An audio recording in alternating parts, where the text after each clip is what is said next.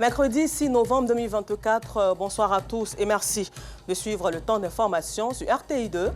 Au sommaire de l'actualité, Lucie souffre du cancer du col de l'utérus. Sa famille est, elle, épuisée financièrement. Appel à l'aide. Et puis l'actualité dans le monde est dominée par la victoire, l'élection de Donald Trump aux États-Unis d'Amérique. Il devient ainsi le 47e président. Encore merci à vous d'être des nôtres sur RTI2. Ici en Côte d'Ivoire, âgée de 43 ans, Lucie en situation de handicap est atteinte du cancer du col de l'utérus. Veuve et mère de 2 enfants, elle ne parvient plus à suivre son traitement faute de moyens financiers, d'où ce cri de cœur recueilli par Georgette Ido Fofana. Gonzacqueville, commune de Port-Boué, c'est dans ce studio que vit Lucie. Veuve et mère de 2 enfants. Elle souffre du cancer du col de l'utérus depuis maintenant 7 mois. Tout est parti de saignements en n'en point finir. J'ai eu mes règles comme ça et puis c'est passé comme ça. Ça commence, ça coupe pas. Je suis partie à l'hôpital. C'est ça, on m'a demandé d'analyse, de faire les choses. Et puis ils ont dit que c'est cancer du col utérus. La découverte de cette maladie a été un grand choc pour elle. Quand on m'a annoncé que c'est cette maladie, j'ai dit, oh, c'est quelle maladie? J'attends, mais je ne connais pas. J'étais bouleversée. Je suis venue à la maison, j'ai pleuré toute la journée. Je sais que ma vie, là, je sais que je ne peux plus vivre à côté de mes enfants. J'ai pleuré même. Jusqu'à présent, même, vraiment, ça me fatigue. Le coût élevé du traitement n'est pas à sa portée. Sur 5 séances de chimiothérapie demandées, elle n'en a fait que 2. Et pourtant, la maladie évolue. Ça me fatigue. Mon bas-ventre, mon ventre. Souvent, mon bas-ventre, je ne peux pas coucher, je ne peux pas m'asseoir. Ça me fatigue, vraiment. Ça me fatigue. Ça me fatigue. Souvent, je ne peux pas dormir jusqu'au matin. Quand la douleur commence, donc, je suis obligée de prendre les médicaments pour calmer un peu, avant qu'elle respire un peu. L'état de santé de Lucie préoccupe son fils qui demande de l'aide. Quand je la vois maintenant, ça me fait trop mal que notre papa n'est plus pour nous aider. Je demande à tout le monde qu'il nous aide pour que ma maman guérisse. En attendant l'aide, Lucie et ses enfants ont tous le regard tourné vers les personnes de bonne volonté qui permettraient à cette mère de famille de recouvrer la santé et retrouver le sourire et la joie de vivre. Et dans cette même atmosphère, rendons-nous au groupe scolaire La Pérouse dans la commune de Cocody, parler de sensibilisation au dépistage précoce pour la lutte contre le cancer du sein avec l'ONG Aïcha. La lutte se poursuit. Sauver des vies par la sensibilisation au dépistage précoce du cancer du sein. Les apprenants et enseignants de ce temple du savoir, qui a pour credo la culture de l'excellence et la promotion des valeurs citoyennes, en ont fait leur cheval de bataille. Nous avons estimé qu'il était nécessaire d'informer et de sensibiliser nos élèves depuis la maternelle jusqu'à la terminale. C'est une manière également d'informer les élèves à ce qu'ils prennent conscience, à ce qu'ils soient également des ambassadeurs et des ambassadrices en parlant des jeunes filles auprès de leurs entourages. Pour nous, ce sont des relais communautaires très importants. Une idée appuyée et étayée par Dr Traoré Mouri, secrétaire adjoint de l'ONG Association islamique humanitaire active, Aïcha. Le cancer est une réalité dans nos sociétés et plus tôt les enfants seront sensibilisés à cette situation et plus tôt ils seront des personnes responsables de pouvoir faire ce dépistage-là de façon précoce et de pouvoir sauver non seulement leur vie et passer ce message auprès d'autres personnes pour pouvoir sauver la vie de ces personnes-là. Les concernés, membres du club santé de l'établissement, accueillent bien l'initiative. Tout ce que je veux dire à mes amis, partez faire le dépistage, c'est très bon pour votre santé et ça prévient contre le cancer du sein. Le cancer du sein est une maladie caractérisée par la croissance incontrôlée de cellules mammaires anormales qui forment alors des tumeurs. Si rien n'est fait, les tumeurs peuvent se propager dans l'organisme et avoir une issue fatale. Et dans le cadre des travaux de construction de 3 échangeurs à la Rivera, un quartier de Cocody, des coupures d'eau annoncées Ce mercredi, cette interruption est intervenue dans le secteur de la Riviera 3 jusqu'à la Riviera Palmeraie. La société de distribution d'eau explique avoir été sollicitée pour déplacer ces installations car les travaux de construction de ces 3 échangeurs nécessitent une intervention technique sur le réseau de distribution d'eau potable. Les détails avec Clément Boko. Depuis ce matin, la fourniture d'eau potable aux ménages est interrompue pour les populations de la Riviera 3. Ibrahim, commerçant, a dû changer ses habitudes. On a constaté qu'il y a coupé d'eau. Depuis ce matin, on a du mal vraiment à avoir de l'eau. Alors, comment vous faites en ce moment? On essaie de payer les bouteilles d'eau là, puisqu'il faut utiliser l'eau pour pouvoir essayer de nettoyer non seulement à l'intérieur du magasin, mais pour pouvoir boire aussi un peu. Cette coupure d'eau survient à la suite de travaux sur le réseau de distribution d'eau potable. Dans le cadre du projet de construction des 3 échangeurs de Cocody, donc Ageroute et Fonazeti ont sollicité l'expertise de la SODECI pour les différents déplacements qui doivent se faire afin de libérer totalement l'emprise du projet.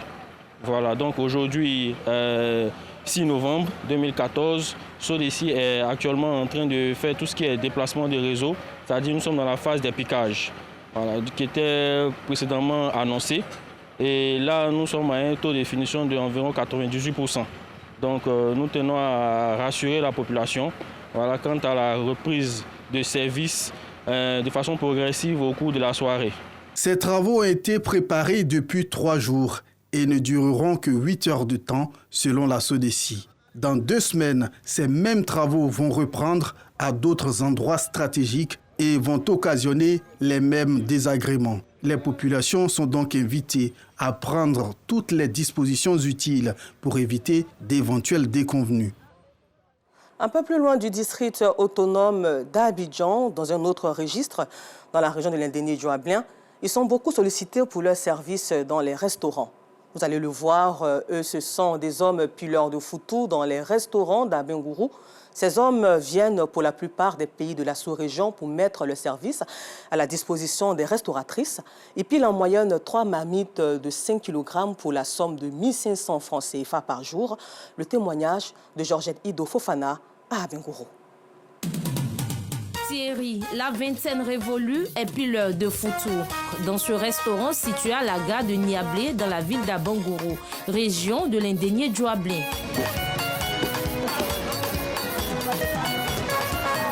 Originaire du Ghana, Thierry, qui exerce cette activité par passion et pour subvenir à ses besoins, pile en moyenne 3 marmites de 5 kilos par jour. Son revenu, 1500 francs CFA. Donc je pile bien, il n'y a pas bout dedans. En tout cas, tout simplement là, essaie de piler bien. Foutu là, tu te piles là, il y a l'argent dedans. Est-ce que je gagne mon argent? Moi je sais. Comme Thierry, ici dans les restaurants, le foutou est pilé par des hommes qui viennent pour la plupart des pays de la sous-région. Il s'est quitté Ghana et venu piler foutou avec Côte d'Ivoire.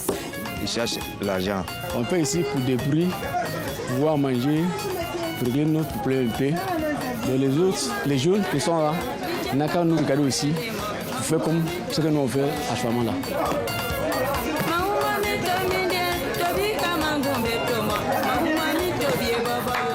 Jacques, jeune Ivoirien, est maçon de profession. À ses heures libres, il vient aider sa sœur à piler le foutou. C'est un plaisir pour moi. S'il pile, je gagne un peu de jetons.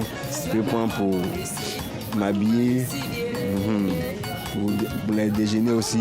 À la gare de Niablé, la particularité des restaurants demeure ces hommes qui s'adonnent à cette activité. Pour ces restauratrices, les hommes pilent mieux que les femmes. Ici, nous gagnons beaucoup de clientèle, mais il faut les hommes pour piler rapidement, pour qu'on puisse gagner foutu pour tout le monde. C'est difficile même pour avoir les hommes pour piler foutu. Les hommes pilent bien par rapport aux femmes, mais ils ont beaucoup de force pour piler foutu. On les préfère. Ici à la gare, les hommes la pilent parce qu'ils peuvent piler vite plus que par rapport aux femmes. Parce que les femmes n'ont pas assez de force pour piler comme ça. Quant aux clients, ils disent prendre du plaisir à déguster le foutou pilé par des hommes. Il vient manger dans ce métier parce que c'est un homme, c'est un garçon qui pile le foutou. Et c'est bien fait. Voilà, il n'y a pas de boules. C'est bien pilé. Quand on mange, on sent que c'est foutu, on est en train de manger. Moi, je vois que c'est impressionnant. C'est un homme qui est en train de jouer le rôle de femme Vraiment, c'est agréable à voir, quoi. Pour Thierry, Jacques, Yao et Daniel, aucune activité n'est réservée aux femmes. Avec la volonté, chacun y peut trouver son pain quotidien.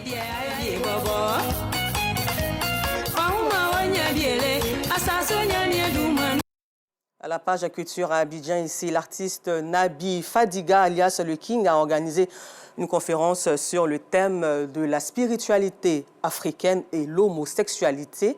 Et cette rencontre vise à inviter les Africains à préserver leur culture au détriment de l'homosexualité. Une rencontre qui s'est tenue dans la commune d'Abobo. Georgette Ido Fofana. Exhorter la population africaine à la préservation des us et coutumes au détriment de l'homosexualité, telle est la quintessence du message de Nabi Fadiga, alias le King de la communauté des Reggaemans ivoiriens, au cours d'une conférence publique dans la commune d'Abobo. Occasion pour lui de faire des recommandations. Ce que nous recommandons, c'est que les Africains restent africains, pour que l'africanité subsiste et soit pérenne. Dès lors que notre culture spirituelle l'a écarté, naturellement, l'Africain, tout Africain qui est dans la culture africaine, qui est dans son africanité à l'essence pure, doit bannir, proscrire, et mieux même le combattre. L'Africain doit s'en écarter car ce n'est pas de l'Afrique. Des chefs traditionnels et des participants sont solidaires à la lutte contre cette dépravation des mœurs. J'encourage ce genre de conférences parce que si les jeunes comprennent ça, je crois qu'ils ne peuvent pas se donner à des pratiques qui déshonorent l'homme. Si on demeure africain et qu'on est fier d'être africain, il n'y a rien qui va nous échapper à l'évolution du continent africain. Mais si on veut se mélanger à des pratiques qui n'honorent pas même l'Africain, ça n'a pas de sens, ça n'a pas de valeur. Après le rejet de la proposition de loi sur l'homosexualité à l'hémicycle ivoirien, de nombreuses voix n'hésitent pas à condamner cette pratique jugée contre nature. Le 31 octobre dernier s'est tenu le Festival international de mode et de recyclage, FIMOR. Le FIMOR a pour but de mettre en relief les stylistes, les initiatives des stylistes et couturiers aux initiatives mettant en avant le recyclage des objets qui polluent l'environnement immédiat avec des conséquences multiples. Théodore Zouzou, Chitonia. Hôtel de ville de Yamoussoukro, capitale de la Côte d'Ivoire. Dr Kané, enseignante à l'INSTAC, dans une tenue spéciale, tient un stand aux articles atypiques, des œuvres murales. Par heure, les couturiers, ils ont des balles de chute dans leur atelier. Ils cherchent des personnes, venir les chercher. Donc pour réaliser cette œuvre d'Afrique, il m'a fallu des sacs de chute textile que j'ai découpés avec la technique du tissage pour réaliser ça. Cet autre objet de décoration contient un vide, lui donnant un aspect d'inachevé. Pourquoi un vide? Auparavant, la Côte d'Ivoire était le miroir de l'Afrique de l'Ouest. Il continue de l'être. Mais si on ne fait pas attention, il ne sera plus le miroir de l'Afrique de l'Ouest parce que les ordures traînent de partout. Il est temps qu'à travers l'Ivoirien, que toute l'Afrique comprenne que nous devons récupérer les déchets et les transformer. C'est justement cette envie d'assainir son environnement immédiat qui a suscité la mise en place d'un festival de mode et de recyclage dont l'ouverture orchestre cette rencontre. Ce festival contribue aujourd'hui à la protection de l'environnement et permet aussi aux artisans de prendre conscience de ce qu'ils peuvent produire en termes de déchets. Vous dites qu'à travers nos déchets, nous polluons également notre environnement. Et comment prendre conscience pour changer cette mentalité-là, cette façon de faire. Et aussi, à travers ce festival, mettre en lumière tous ceux qui sont dans le domaine du recyclage. Au menu, la formation au recyclage, concours de la meilleure initiative en la matière, la gastronomie et exposition du savoir-faire des stylistes et couturiers. Une vision qui acquiert l'adhésion des autorités participantes. Nous sommes à un stade où le monde est tellement pollué, il y a trop de tissus, d'objets recyclables qui ne sont pas utilisés. Et donc lui, justement, quand il regroupe les différents acteurs de la mode, ça nous permet donc d'utiliser tous ces petits ingrédients et puis de faire de belles choses avec. Il s'agit d'un changement de mentalité, un changement de paradigme au niveau des populations et nous invitons toute la population de Yamoussoukro à s'inscrire dans cette dynamique à l'effet de rendre notre commune toujours propre. La mode peut aussi apporter une bonne contribution à l'amélioration de notre cadre de vie en donnant une nouvelle vie aux déchets que la mode même produit, mais aux déchets en général produits par d'autres secteurs. On cherche des solutions pour que nos villes soient propres. Et là, si il y a des personnes qui viennent valoriser les déchets, je pense qu'on ne va plus en avoir dans les villes seront plus propres et ça sera bien pour tout le monde. Le Festival international de mode et de recyclage FIMORE veut être un véritable canal d'échange d'expériences et de stimulation des initiatives de recyclage. Le concept met en exergue le génie créateur de mode à partir des objets qui salissent nos villes. Et pour la valorisation de la culture ivoirienne, le groupe RTI Radio-Télévision ivoirienne, honoré à la journée des partenaires de l'Abissa. La RTI a été distinguée pour sa contribution de plus de 20 ans dans la promotion et la valorisation du patrimoine culturel du peuple Nzima. La chaîne nationale célébrée par l'association Abissa a été également félicitée par Nonan Amontanoué, roi des Nzima Kotoko de Côte d'Ivoire, et par les rois Nzima du Ghana, précisément d'Azim et Bamiongo. Les temps forts de cette cérémonie de reconnaissance avec Davis Oyo. Depuis le samedi 19 octobre, plusieurs activités culturelles ont démarré à Grand Bassam pour l'Abissa. L'Abissa bat son plein à Grand Bassam, la cérémonie de matérialisation de la résolution des différends et de l'exigence du pardon. Le mercredi dernier, il a été dédié aux femmes Nzima. La radiodiffusion télévision ivoirienne, RTI, est célébrée à l'édition 2024 de l'Abissa. La RTI reçoit un diplôme pour la promotion de la culture Nzima à travers la qualité de ses productions audiovisuelles. L'institution est surtout récompensée en raison de son accompagnement depuis plus de 20 ans à la valorisation de l'Abissa. La RTI et la culture font un. Et là, il me souvient des propos du directeur général lors d'une rencontre informelle qui disait comme ça que les Ivoiriens aiment se voir dans leur télévision. Ça, c'est l'une des missions premières de la RTI et c'est ce que nous nous efforçons de respecter en couvrant les activités socio-culturelles notamment. 34 autres institutions et entreprises partenaires de l'Abissa sont également récompensées. Les rois Nzima du Ghana et le roi d'Nzima Kotoko de Côte d'Ivoire, Aoulaye Amontanoué, en phase avec l'association Abissa, félicitent la RTI et les autres partenaires pour leur dévouement au rayonnement de la culture Nzima, en l'occurrence l'Abissa. Je pense que quand vous organisez une manifestation et que cette manifestation dépasse le cadre de votre peuple et que d'autres institutions, entreprises vous accompagnent et qu'elles ne sont pas mues seulement par le gain, mais par la volonté de promouvoir la culture, il est important de marquer une pause et que devant Sa Majesté, et cette fois-ci on a la chance d'avoir les majestés à la fois de Côte d'Ivoire et du Ghana, de marquer sa gratitude vis-à-vis de ses partenaires. Outre les entreprises et institutions partenaires, ce sont 1100 bénévoles et près de 5000 visiteurs à chaque journée qui participent à la bonne marche de l'Abissa 2024. Vive la culture ivoirienne. À la page sport, le coup d'envoi de la 5e édition du championnat d'Afrique de Vovinam Viet Vodao a eu lieu au centre ivoiro-coréen le mardi 5 novembre. Lors de cette première journée de compétition, la Côte d'Ivoire a enregistré 3 médailles, dont 2 en argent. Le compte-rendu de Moyabi Diabaté. La Côte d'Ivoire accueille actuellement la 5e édition du championnat d'Afrique de Vovinam Viet Vodao. Lors de la cérémonie d'ouverture, le président de la Fédération mondiale, le docteur Maï Otien, et le président de la Confédération africaine, Mohamed Douadj, ont exprimé leur reconnaissance envers la Côte d'Ivoire, pays hôte de la compétition. Je suis très heureux aujourd'hui d'être sur la terre de Côte d'Ivoire. À cette occasion, je ne peux que remercier l'État de la Côte d'Ivoire à travers son président de la République et ministre des Sports d'avoir accepté à Abriti la 5e édition du championnat d'Afrique de Vovinam Viet Vodao. Pour cette première journée de compétition, l'Algérie a confirmé sa domination en décrochant 4 médailles, 3 en or et 1 en bronze. Les éléphants Vossim ont obtenu de bons résultats. Dans les épreuves techniques, le capitaine Ismaël Traoré et ses coéquipiers ont récolté 2 médailles d'argent et 1 de bronze. Ce qui nous a manqué, la rapidité.